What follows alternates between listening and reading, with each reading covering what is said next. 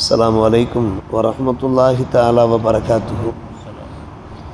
عن عبد الله بن عمرو بن العاص رضي الله عنهما أنه قال رسول الله صلى الله عليه وسلم إن المقسطين عند الله على منابر من نور الذين يعدلون في حكمهم وأهليهم وما ولوا.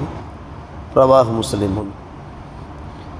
அன்னலம் பெருமானார் ரசூலே கரீம் ஸல்லல்லாஹு அலைஹி வஸல்லம் அவர்கள் அருளியதாக அப்துல்லாஹ் பின் அம்ர் பின் ஆஸ் ரலியல்லாஹு அன்ஹு அவர்கள் அறிவிப்பு செய்கிறார்கள்.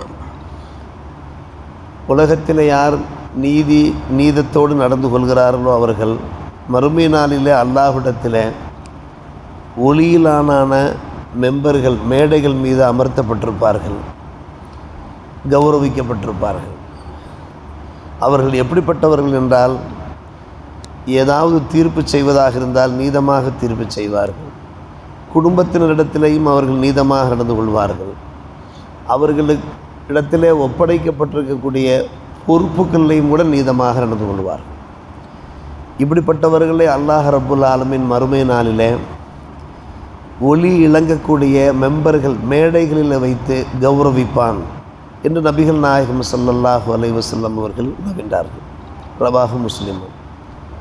உலகத்தில் வாழ்கிற போது நாம் நீதத்தோடு வாழ வேண்டும், நேர்மையோடு வாழ வேண்டும் என்பது இந்த ஹதீஸ் போதிக்கிறது.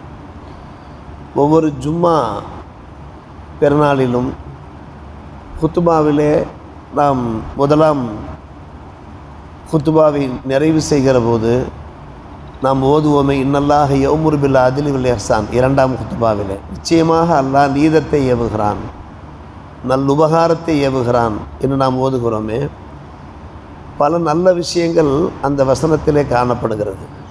இந்த நல்ல விஷயங்களிலே அல்லாஹ் முதன்மையாக குறிப்பிடுவது நீதம்தான். காரணம், மக்கள் மத்தியிலே நிறைய அநீதம் காணப்படும், வரம்பு மீறல் காணப்படும், பாரபட்சம் காணப்படும். இது இருக்கக்கூடாது என்பதற்காக வேண்டி அல்லாஹ் ரப்புல் ஆலமீன் இன்னல்லாஹ யஅமுரு பில் அத்லி வல் இஹ்சான் வ ஈதாஇ தில் குர்பா என்கிற அந்த வசனத்தில் நீதத்தை பற்றி முதன்மையாக சொல்லுகிறான். இந்த அச்சம் நமக்கு எப்போதும் இருக்க வேண்டும். நம்மோடு பழகக்கூடியவர்களிடத்தில், நம்முடைய குடும்பத்தினரிடத்தில், நம்மிடத்தில் ஏதாவது சார்ஜ் தரப்பட்டிருந்தோ, பொறுப்புகள் தரப்பட்டிருந்தால் அந்த சந்தர்ப்பங்களில் எல்லாம் நாம் மிகவும் கவனமாக அல்லாஹ்வை பயந்து நடக்க வேண்டும். பல முறை நாம் தெரிந்த ஒரு விஷயம்தான், பல நிகழ்வுகள் நாம் கேட்ட ஒரு விஷயம்தான். நம்மில் யார் பலகீனராக இருக்கிறார்களோ அவர்களை ஒதுக்கி வைக்கக்கூடாது. யார் பலம் மிக்கவர்களாக, செல்வந்தர்களாக, செல்வாக்கு படைத்தவர்களாக இருக்கிறார்களோ அவர்கள் பக்கம் நாம் நிற்கக்கூடாது. இதற்கு புறம்பாக செயல்பட்டு விடக்கூடாது. அபூபக்கர் சித்திக் ரலியல்லாஹு அன்ஹு அவர்கள் உரைக்கிறார்கள், அலா அறிந்து கொள்ளுங்கள், இன்ன அக்வாக்கும் இந்தி அல்-லைஃப்.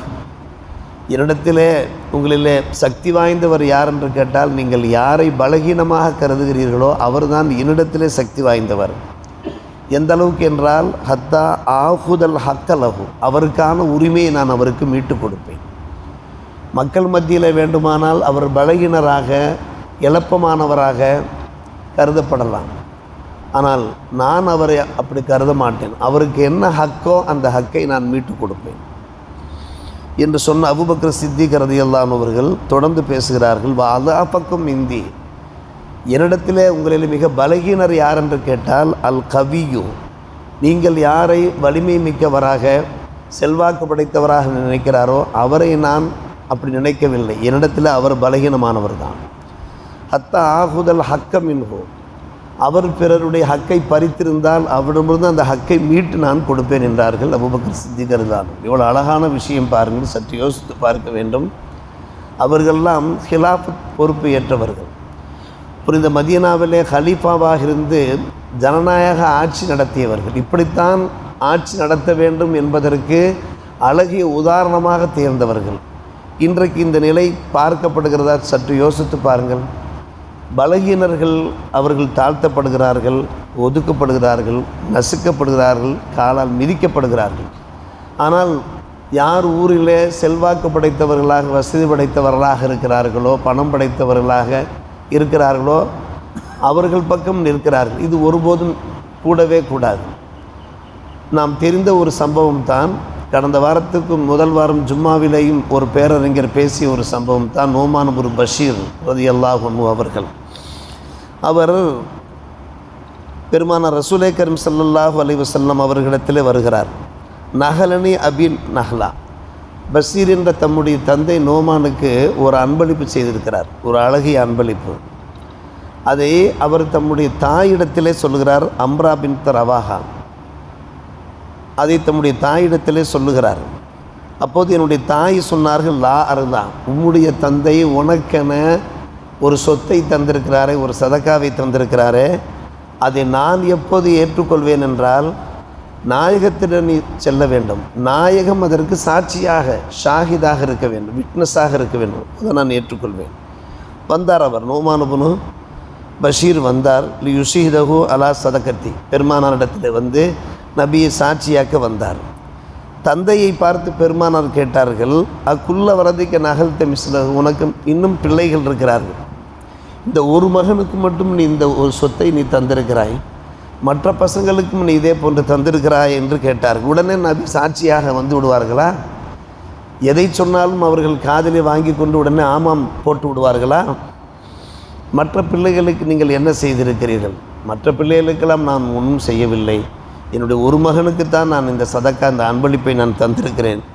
சொன்னார்கள் நாயகம், இத்தக்குள்ளாக வஅதிலூஃபி அவுலாதிக்கும், அல்லாஹ்வை பயந்து கொள்ளுங்கள், உங்களுடைய பிள்ளைகளுக்கு மத்தியில் நீங்கள் நீதமாக நடந்து கொள்ளுங்கள். ஒரு பிள்ளைக்கு ஒரு ஒரு ஒரு ஹுக்குமை, இன்னொரு பிள்ளைக்கு இன்னொரு ஹுக்குமு சுண்ணாம்பு என்று சொல்வார்களோ அந்த முறையில் நீங்கள் நடந்து கொள்ளாதீர்கள். சொல்லிவிட்டு சொன்னார்கள், இன்னிலா அஷ்ஹது அலா ஜௌரின், இது போன்ற அனிதமான விஷயங்களுக்கெல்லாம் நான் சாட்சியாக விட்னஸாக இருக்க மாட்டேன் என்று சொல்லிவிட்டார்கள். அருமை சகோதரர்களே, ஃபரஜ அபி, என் தந்தை வீட்டுக்கு வந்து ஃபரத்த தில்க சதக்கா, அந்த சதக்காவை அவர் க்ளோஸ் பண்ணிவிட்டார், வாபஸ் வாங்கிவிட்டார்.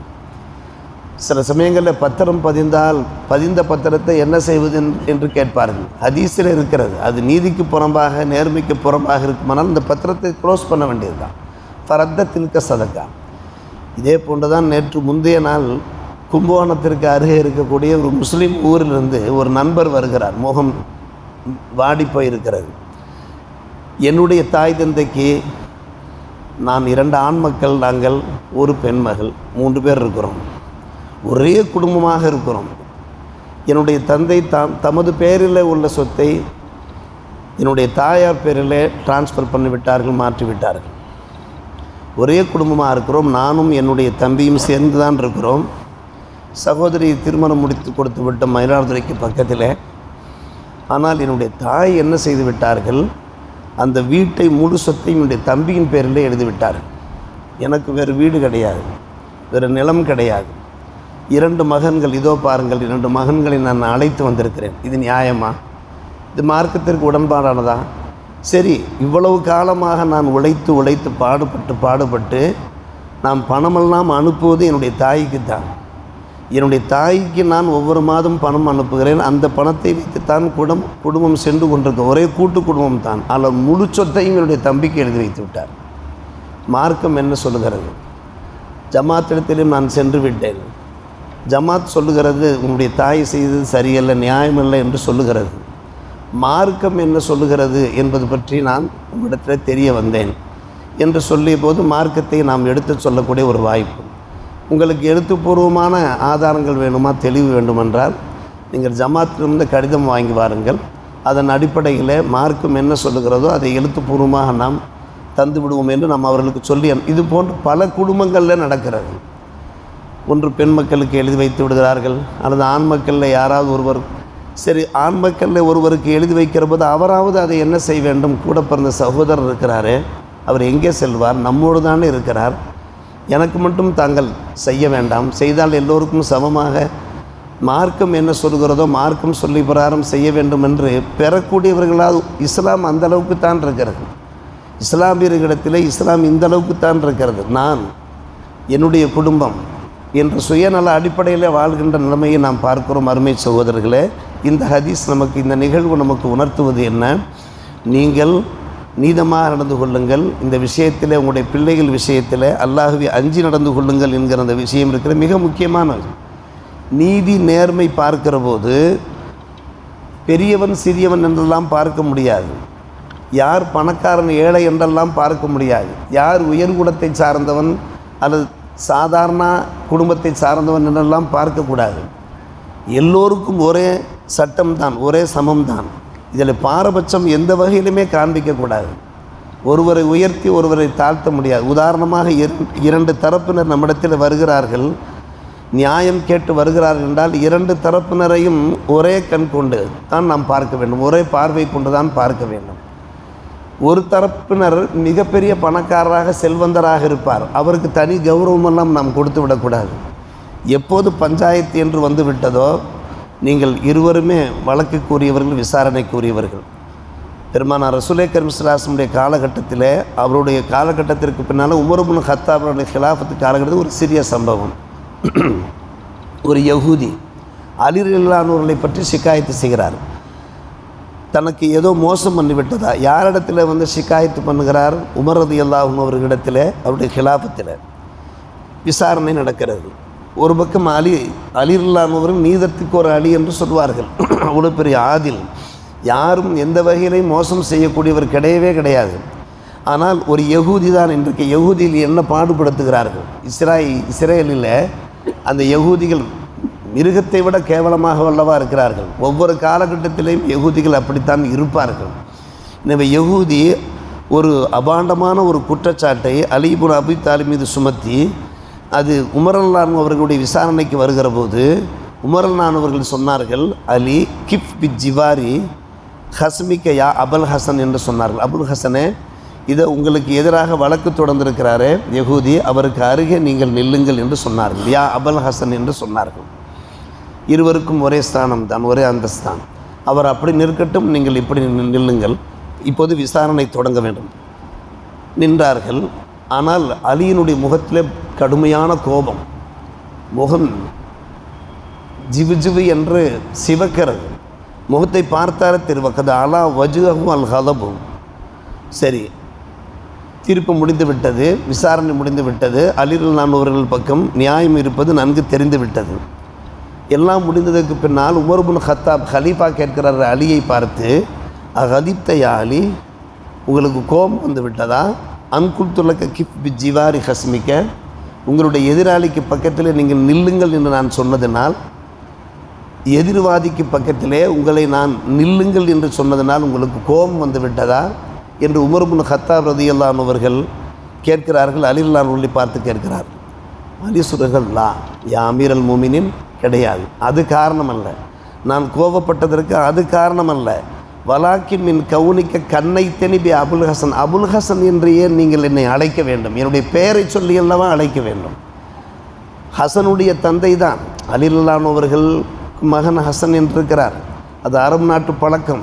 பிள்ளைகளுடைய பேரோடு சேர்த்து அபு உம்முவை சேர்த்து, தாய்க்கு வந்து என்ற உம்முல் ஹசன் என்றோ, தந்தைக்கு அபுல் ஹசன் என்று சொல்லுவது. இப்போ நாம் சொல்லுகிறோம் அல்லவா, நமக்கு ஒரு மகன் இருந்தான் என்றால் நம்மை பார்த்து இன்னாருடைய தந்தை என்று நாம் அழைக்கின்ற ஒரு நடைமுறை இருக்கிறதல்லவா. ஆனால் அது மரியாதை நிமித்தமாக அழைப்போம். பெயரை சொல்லுவது அவள் நன்றாக இருக்காது என்பதற்காக வேண்டி அரபு நாட்டு பழக்கத்தில் குன்னியத் என்பார்கள், லக்கபு என்பார்கள். குன்னியத் என்றால் புனைப்பெயர், லக்கபு என்றால் இடுபெயர். இப்படி பெயரை சொல்லி நேரடி பெயரை சொல்லாமல் அழைப்பார்கள். எனவே விசாரணை என்று வந்துவிட்டது என்றால் நானும் அவரும் சமம்தான். சமம் என்கிற போது என்னை கௌரவிக்கின்ற முறையில், எனக்கு மரியாதை செய்கிற முறையில் அபுல் ஹசன் என்று நான் எப்படி தாங்கள் அழைக்கலாம்? அப்படி நீங்கள் அழைத்து என்னை கௌரவித்தீர்கள் என்றால் நிலைமை என்ன ஆகும் என்று கேட்டால், முஸ்லீம்களுக்கு மத்தியிலே நீதி போய்விட்டது, நியாயம் போய்விட்டது. விசாரணை என்று வந்துவிட்டால் யார் உயர்ந்தவரோ அவருக்கு தனி ஸ்தானம், செல்வாக்கு படைத்தவரோ அவருக்கு தனி ஸ்தானம், சாதாரணமாக உள்ளவருக்கு அவர் தாழ்த்தப்படுவார் என்கின்ற பேச்சு மக்களுக்கு மத்தியிலே பரவி விடாதா? என்னை தாங்கள் அழைத்திருக்கும் போது அலி என்று தான் அழைத்திருக்க வேண்டுமே தவிர, அபுல் ஹசன் என்று அழைத்ததன் காரணமாகத்தான் நான் கோவப்பட்டேனே தவிர, விசாரணையிலேயோ என்னை தாங்கள் எதிராளிக்கு அருகே நிற்க சொன்னதிலே எனக்கு எந்த ஒரு வருத்தமும் இல்லை என்று அலி ரலியல்லாஹு அன்ஹு கூறுகிறார் என்று கேட்டால், அதில் என்பது மிக முக்கியமான ஒரு விஷயம். யார் அதிலோடு நீதி நேர்மையோடு நடந்து கொள்கிறார்களோ அவர்களை மறுமை நாளில் அல்லாஹ் கௌரவிக்கிறான், கண்ணியப்படுத்துகிறான் என்கின்ற நம்முடைய குடும்பத்திலேயும் அதில் வேண்டும், நம்முடைய தீர்ப்பிலையும் அதில் வேண்டும். நமக்கு என்ன சார்ஜ் பொறுப்புகள் ஒப்படைக்கப்பட்டிருக்கிறதோ, ஒரு தலைமை ஆசிரியர் என்றால் நமக்கு கீழே உள்ள ஆசிரியர்களுக்கு மத்தியில் நீதம், இப்படி ஒவ்வொன்றாக நாம் பார்த்து நாம் அவ்வாறு மார்க்க போதனை பிரகாரம் நடந்து கொள்வதற்கு முயற்சிப்போம். அல்லாஹ் நல்ல புரிவானாக. வாஹிர் தாவானா அல்ஹம்துலில்லாஹி ரப்பில்